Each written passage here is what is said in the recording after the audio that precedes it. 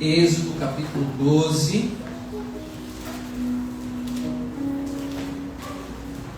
Vamos ler do versículo 1 até o 14. Onde Deus fala com Moisés para instituir a Páscoa. Diz assim: Disse o Senhor a Moisés e a Arão na terra do Egito: Este mês vos será o principal dos meses, será o primeiro mês do ano. Falai a toda a congregação de Israel, dizendo: Aos 10 deste mês, cada um tomará para si o quê? Um cordeiro, segundo a casa dos pais, um cordeiro para cada família.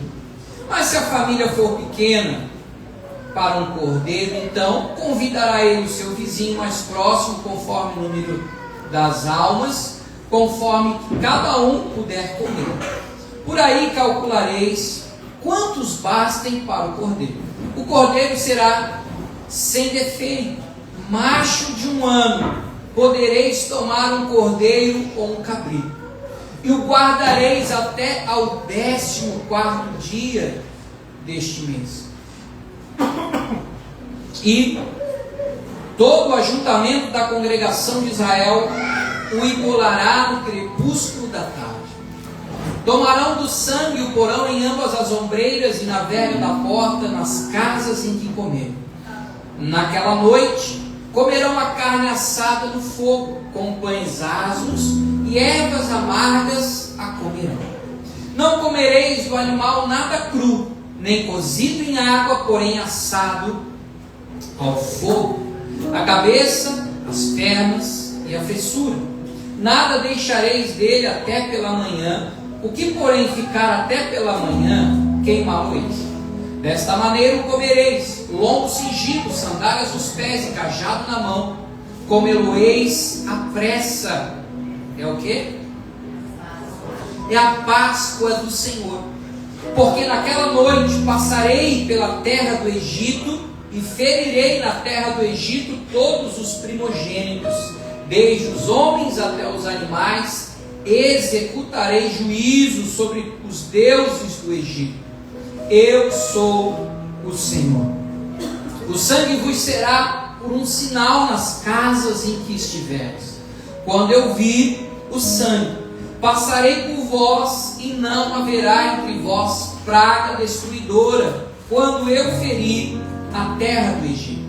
Este dia vos será por memorial, e o celebrareis como solenidade ao Senhor. Nas vossas gerações o celebrareis por estatuto perpétuo. Amém? Amém. Feche os teus olhos. Pai, nós, nesse domingo de Páscoa, nesse domingo de ressurreição, queremos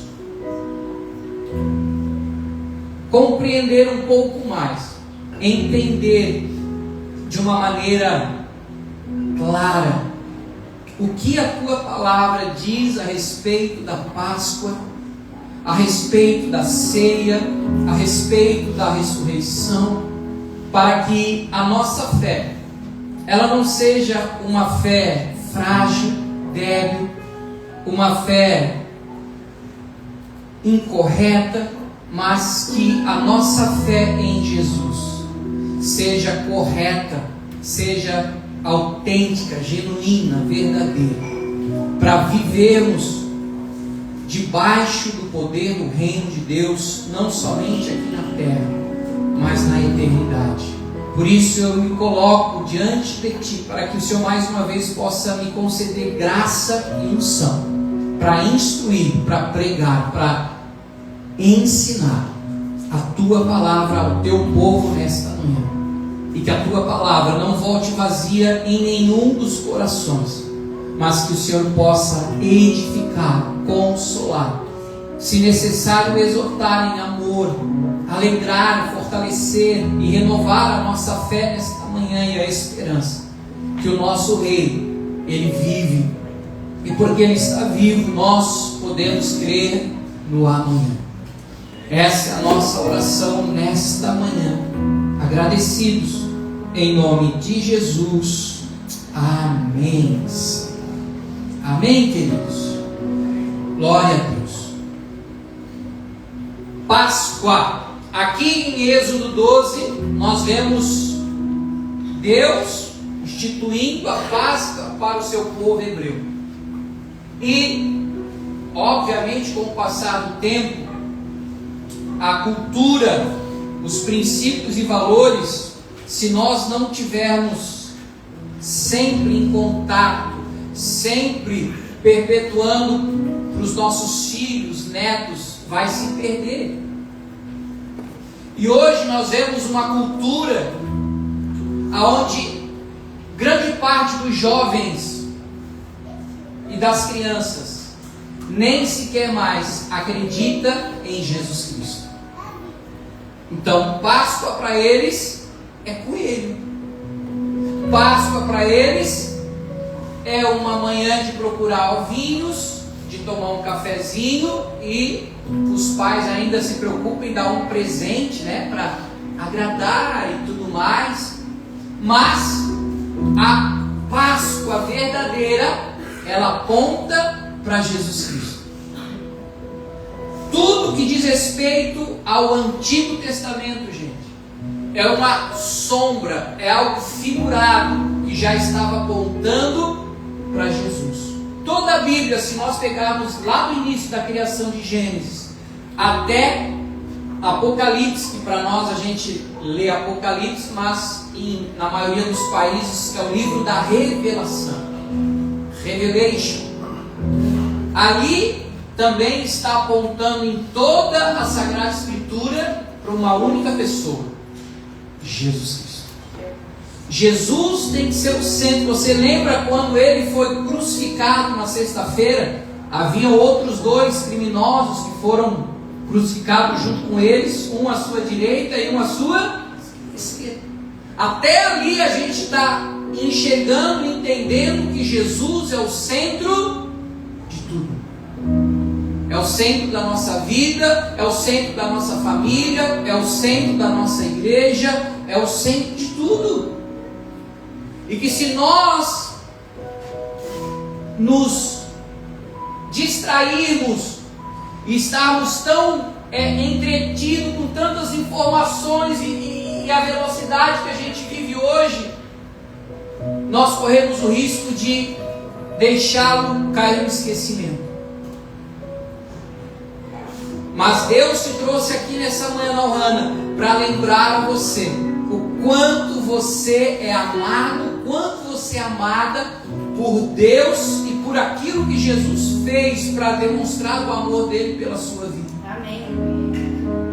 Olha o que Salomão declarou em Provérbios 25:2. E eu tenho buscado isso para a minha vida, e que você também possa buscar para a sua vida. A glória de Deus é encobrir, ou seja, esconder as coisas. Mas a glória dos reis é esquadrinhá-las, é descobri-las. Então, a pastora Ruth e a Rebeca agora estão brincando de esconde-esconde com o cachorro do meu filho, o Filipinho. Então eles correm lá no pátio, enquanto não vêm os netos, né? É os cachorros que eles brincam lá para se esconder. E ele é caçador, ele vai, ele encontra. Assim como os pais brincam de esconder com os seus filhos, Deus gosta de brincar de esconde-esconde com nós. E quem é pai aqui já brincou com seu filho esconde-esconde sabe, né? Daqui a pouco está difícil achar que o papai vai amar.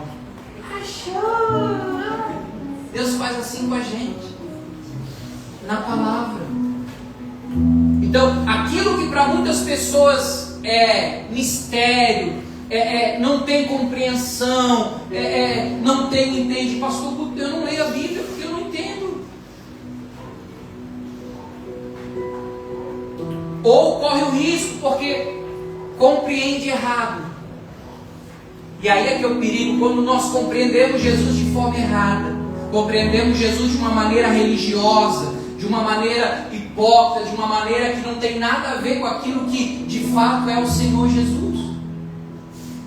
Então, a origem da Páscoa já apontava para Jesus. Pois leia em casa de novo Êxodo 12, você vai ver que esse cordeiro era ele. E ele teve que ser o cordeiro. Deus orientou Moisés, pede para o povo sacrificar no final da tarde. Quando que Jesus morreu? Numa sexta-feira? À tarde. O cordeiro tinha que ser sem defeito, tinha que ser perfeito. Jesus não tinha pecado, Jesus era perfeito. Então, é muito claro nós entendermos que aquele cordeiro que Deus estava orientando a Moisés sacrificar, já estava tipificando Jesus. Você consegue perceber isso? Romanos 15:4. O apóstolo Paulo vai reforçar que toda a Sagrada Escritura ela foi inspirada para que a gente tenha essa esperança em Jesus. Pois tudo quanto outrora foi escrito para o nosso ensino, foi escrito a fim de que pela paciência e pela consolação das Escrituras, tenhamos o quê? Esperança. Então, quando eu creio que esse livro é a palavra de Pastor Guto, mas ele foi escrito há muito tempo atrás, demorou praticamente quase 1500 anos e tem 40 autores que escreveram. Como é que eu vou confiar nesse livro? Como é que eu vou acreditar que ele é a verdade? Acharam um manuscrito aqui, um rolo lá e não sei o que. Como é que o Senhor vem defender a crença e a confiança nesse livro, nessa palavra? O próprio Espírito de Deus que habita em nós. É Ele que vai conceder a nós essa fé, esse dom, esse presente de nós cremos. E respeitamos quem não acredita. Vai fazer o quê? Tem como eu dar uma bribada na cabeça para ver se o pessoal aceita? Não tem que respeitar. Agora, esse livro vai funcionar para aqueles que acreditam. As pessoas acreditam em cada coisa lá e eu respeito, fazer o quê? Agora, eu creio que a Bíblia é a palavra de Deus. Amém. E é o único livro que quando a gente lê, o autor está presente.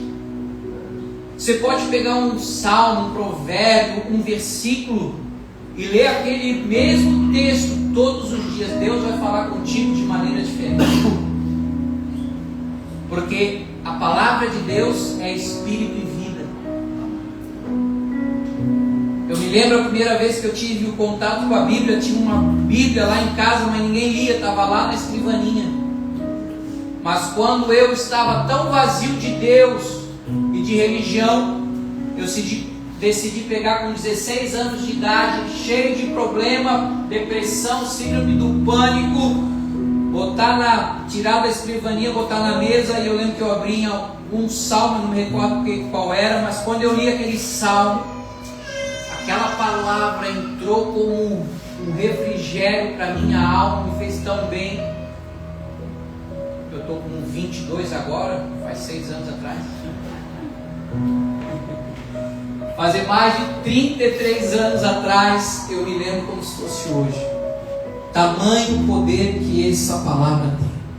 Então, eu creio que a Páscoa já estava apontando para o sacrifício de Jesus na cruz.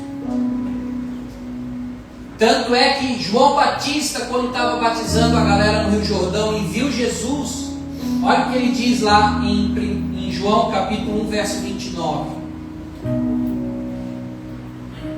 Uma galera vindo para João Batista batizar lá na beira do Jordão, e ele vê Jesus, ele identifica Jesus. Olha que coisa linda. No dia seguinte, viu João a quem? A Jesus, que vinha para ele e diz: eis o Cordeiro de Deus que tira o pecado do mundo. Olha o que o apóstolo Paulo escreveu na sua carta aos Coríntios, 1 Coríntios 5, versículo 7. Paulo vai chamar Jesus de Cordeiro Pascal. Lançai fora o velho fermento, para que sejais nova massa, como sois de fato sem fermento. Pois também Cristo, olha que coisa linda, nosso Cordeiro Pascal, foi imolado, foi sacrificado. Então, respeito todo mundo que gosta do coelhinho na Páscoa, mas para mim, Páscoa é o Cordeiro. Para mim, Páscoa não é sobre doçura, apesar que eu sou uma formiguinha. Comi chocolate já no feriado e provavelmente vou comer hoje, depois do almoço. Confesso meu pecado. Mas, Páscoa, você lembra do que Deus orientou? Eram ervas amargas. Porque alguém iria morrer. A morte de Cristo na cruz foi amarga, não foi doce. Ele sofreu e sofreu muito, porque Ele estava substituindo a mim e a você naquele Calvário. Então como é que eu não vou lembrar, como é que eu não vou trazer à memória o amor e a bondade de Deus para com as nossas vidas?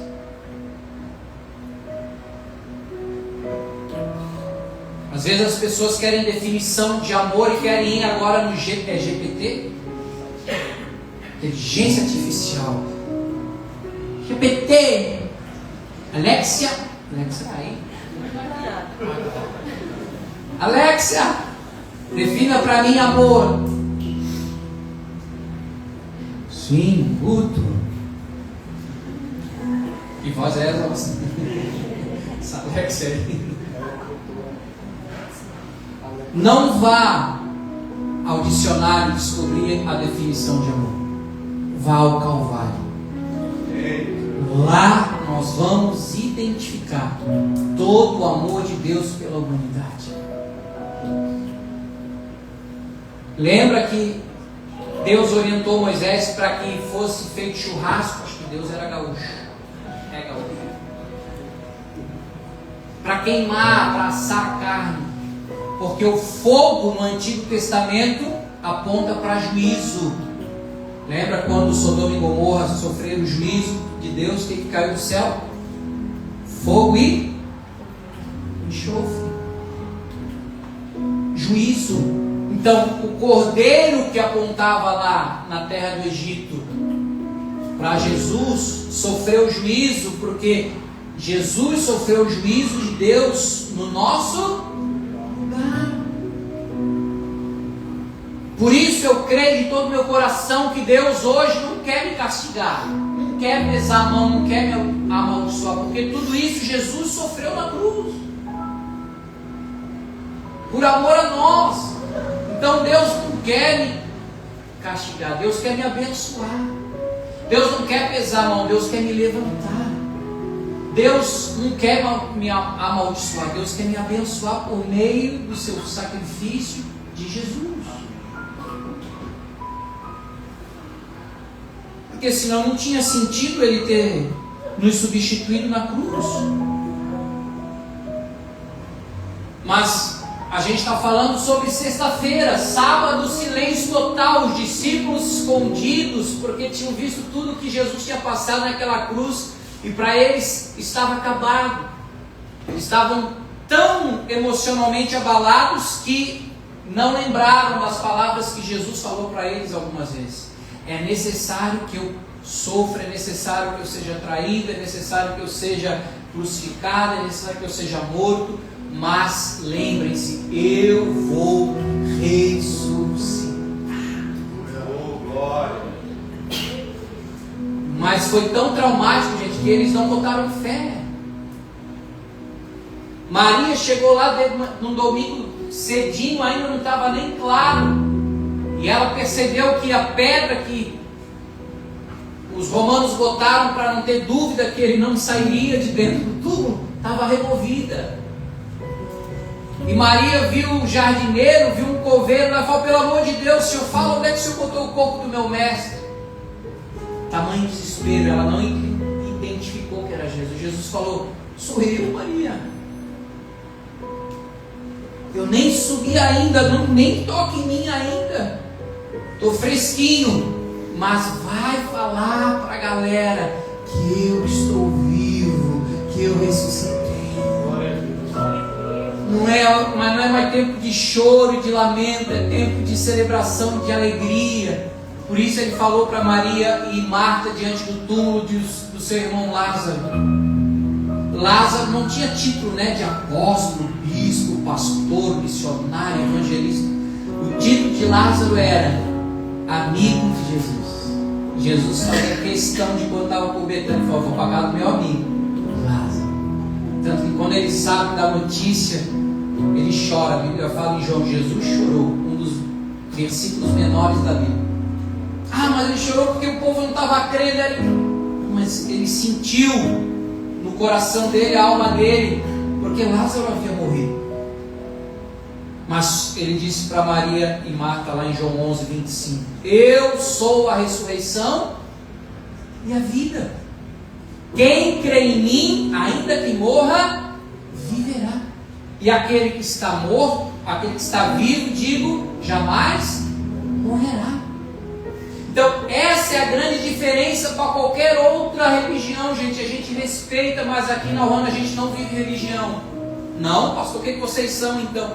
Nós somos um povo livre, que se relaciona e tem intimidade com Deus através do seu Filho Jesus, por meio da sua palavra, pelo Espírito Santo. Glória a Deus.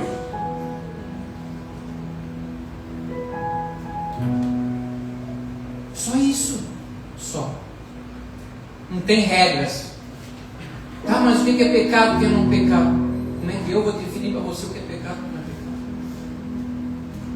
O Deus que habita a tua vida vai te ensinar o que é bom e o que convém, o que não convém, o que não é bom. Se aquele caminho está me levando para o precipício, como é que eu vou cair lá no precipício? Eu vou para outro caminho que vai me levar para lugar seguro. E o amor de Deus é tão grande por nós que Ele não obriga ninguém a andar nesse caminho.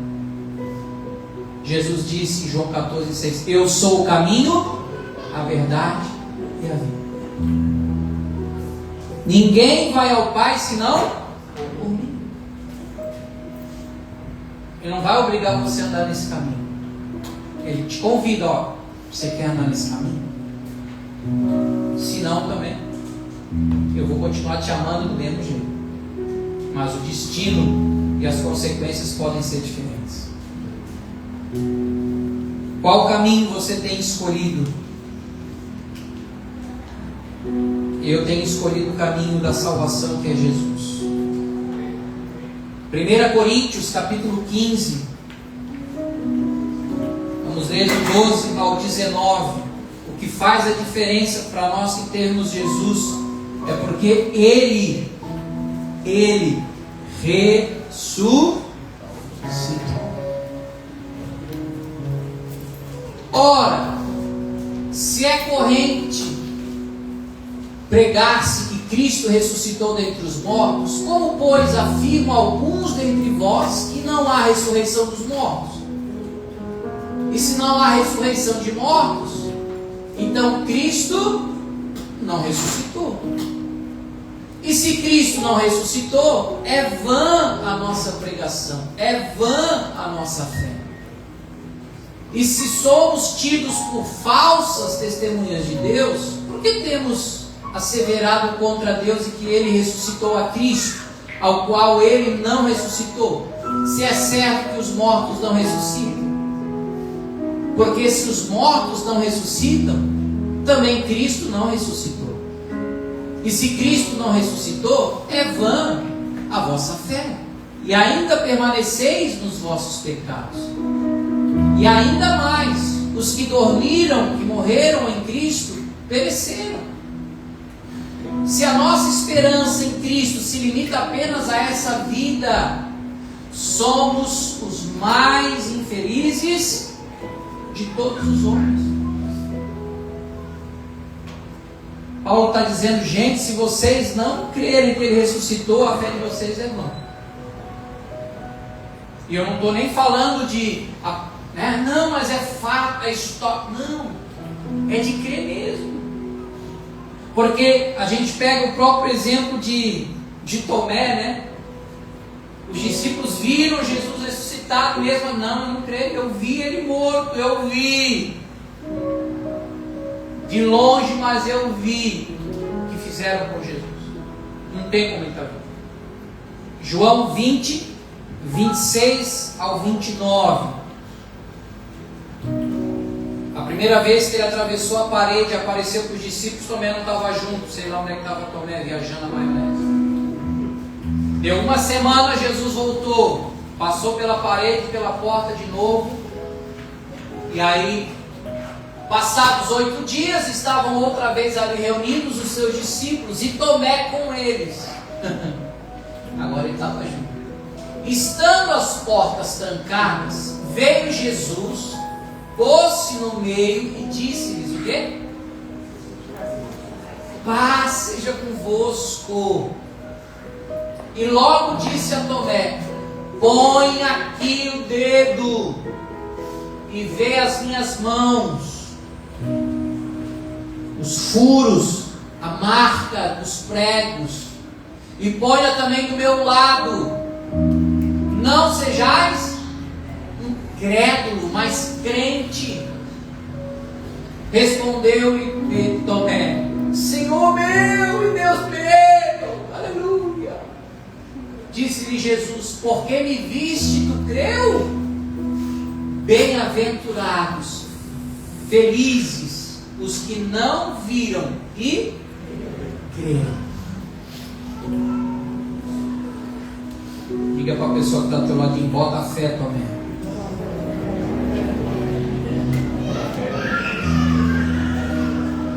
A cultura do reino não é ver para crer. A cultura do reino é o que Jesus falou para Marta e Maria: se vocês crerem, vocês verão a glória de Deus. Que a nossa fé seja essa fé que nos torna pessoas felizes, porque ninguém vai tirar essa convicção do nosso coração: Jesus ressuscitou. Amém? Essa é a nossa certeza. Paulo ainda vai reforçar e fortalecer em Romanos 4, 25. Por que teve que acontecer o que aconteceu naquela semana de Páscoa dos judeus, né? O qual foi entregue por causa das nossas transgressões, ou seja, Jesus teve que morrer por causa dos nossos pecados. O salário do pecado é a morte, mas o dom gratuito de Deus é a vida eterna. Então Jesus lá na cruz tomou todos os nossos pecados, morreu, mas ressuscitou por causa da nossa justificação. Ou seja, Ele ressuscitou para a nossa justiça. Eu já falei aqui, mas vou repetir e eu vou concluir a mensagem agora.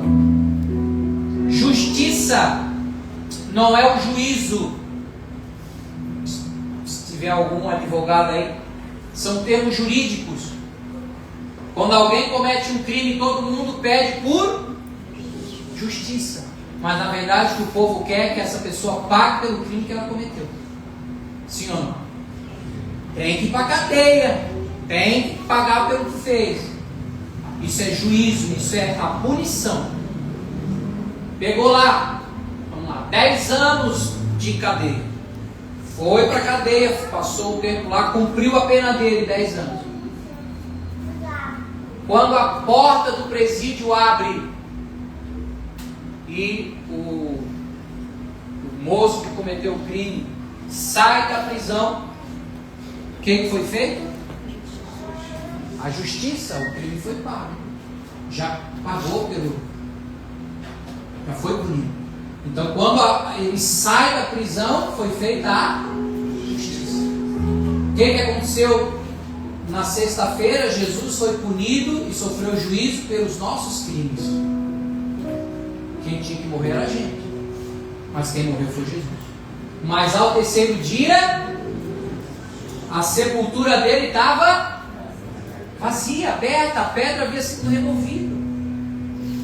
Ou seja, a justiça foi feita. Sabe por que eu e você hoje somos justos? Não porque eu faço tudo certinho, pago IPTU, pago IPVA, sou fiel à minha mulher, não roubo, não mato, eu sou bonzinho, eu vou para o céu. Não, ninguém vai para o céu porque é bonzinho. Nós vamos para o céu por crer que Jesus nos justifica. Ele pagou o preço. Ele foi o sacrifício. O que sobrou para mim e para você? Só receber. Só aceitar o amor dele. Por isso que a salvação é de graça, por meio da fé. Não é por obras, não é por esforço, não é por sacrifício, para que ninguém veja: ah, eu sou mais santo que tu, eu sou mais espiritual.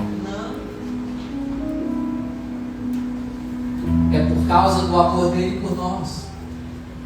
Amém?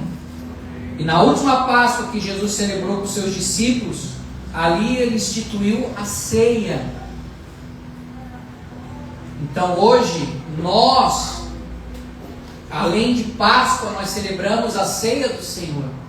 Porque na verdade a Páscoa do hebreu lá no Antigo Testamento apontava para a ceia do Senhor, que somos nós na igreja.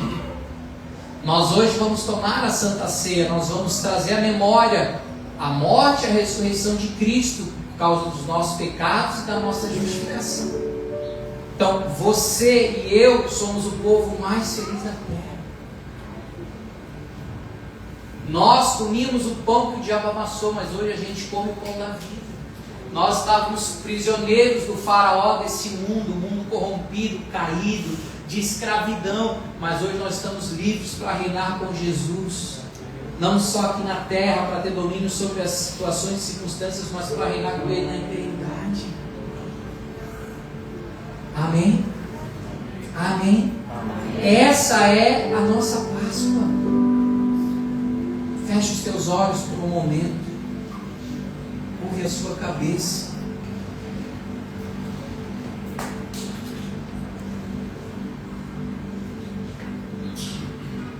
A Bíblia fala em Romanos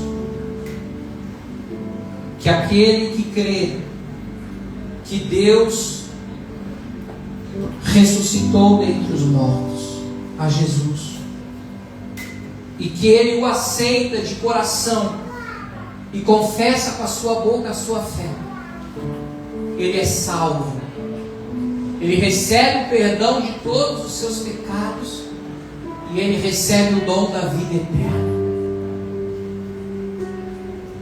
E nessa manhã, com os teus olhos fechados,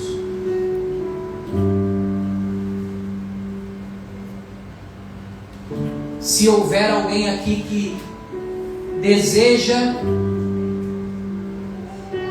aceitar o amor de Deus por meio de Jesus, nós não queremos que você troque de religião, porque a religião não vai te mudar interiormente, a religião vai te trazer regras, mas Jesus vai te trazer uma vida nova. Ele vai te trazer o perdão dos teus pecados e vai te trazer a vida eterna. Há alguém aqui hoje que deseja crer nessa boa notícia e dizer: eu quero viver a Páscoa de Jesus. Eu quero comer desse cordeiro. Eu quero comer dessas ervas amargas. Eu quero comer desse pão sem fermento, sem hipocrisia, sem falsidade, mas eu quero me alimentar da verdade. Com os olhos fechados, tem alguém que deseja se alimentar dessa verdade nessa manhã? Eu quero orar por você. No teu lugar, se você deseja abrir o teu coração para Jesus, para que Ele venha reinar sobre a sua vida, levante a tua mão direita para o céu, faça isso. Eu vou orar pela sua vida, onde você estiver. Deus abençoe, Deus abençoe, Deus abençoe. Que essa fé que você está colocando em Jesus te leve a viver uma vida nova, uma vida de ressurreição e de vida abundante nele. Essa mão que você levantou para os céus, eu quero te convidar a colocar sobre o seu coração nesse momento. E com os olhos fechados, repita comigo esta oração assim: Senhor Deus, nesta manhã, nesse domingo de Páscoa, eu creio e confesso que Deus ressuscitou Jesus Cristo dentre os mortos. Ele é o Cordeiro Pascal que tira os meus pecados e me dá uma vida eterna. Obrigado, Jesus, pelo teu sacrifício naquele Calvário, aonde tu levou todo o meu pecado, a minha maldição, as minhas dores, as minhas maldições. O castigo que caiu sobre ti me trouxe paz, perdão, vida e justiça através do teu sangue. Me lava e me purifica com o poder do teu sangue, porque hoje eu estou ressuscitando contigo para uma nova vida de fé, de intimidade e de relacionamento com o meu Pai Celestial. Obrigado, Senhor, por tão grande salvação, em nome de Jesus. Amém. Pai, nessa manhã, manhã de Páscoa, manhã de ceia, manhã de ressurreição, que o Espírito de vida, que o Espírito de ressurreição, que o Espírito da fé de Cristo fortaleça, renove, levante a cada um de nós que ouviu essa mensagem para se relacionar contigo, para ter parte contigo, para viver a vida abundante que Jesus tem para cada um de nós. Livra-nos do fermento do fariseu, livra-nos, Senhor, dos falsos mestres, dos falsos profetas, dos falsos ensinamentos, porque Jesus ressuscitou. Nós podemos crer na eternidade. O Senhor é a ressurreição e a vida. Nós iremos participar da ceia, Senhor, e que nós ingerimos esse pão que representa o teu corpo, este cálice que aponta para o teu sangue.